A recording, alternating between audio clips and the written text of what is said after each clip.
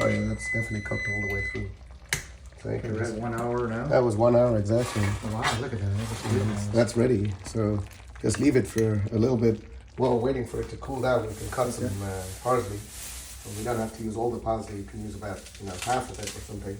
Maybe use the other half for the omelette. That'll be nice. Oh, okay. You don't need too much. Just a little bit, just to give it some flavor.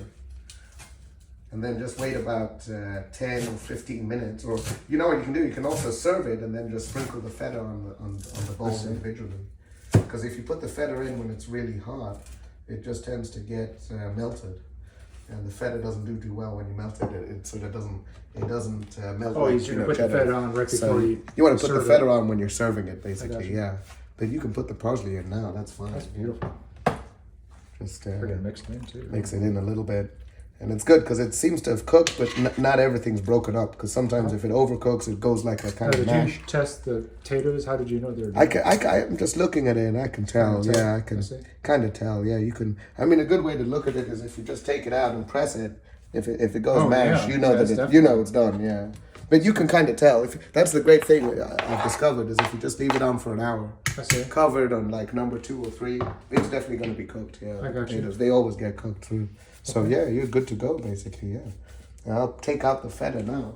We can just put it in a little bowl or something. You're gonna chop that? Yeah, we can just chop it into little squares or something. And that'll go on at that when you serve it. Yeah, when you serve it. Yeah, because otherwise you could sprinkle it on. The only thing is that if it's too hot, it just melts, and then you don't really see it. So this way you can just take out a little bit. Probably use about half of that. I don't think you have to use all of it. Then get a little plate somewhere. Maybe just get anything. They're over here. Oh, they're up there. Okay, perfect. Just like a real small plate. Yeah, perfect. And then just cut half of that. And then you just cut it into into cubes.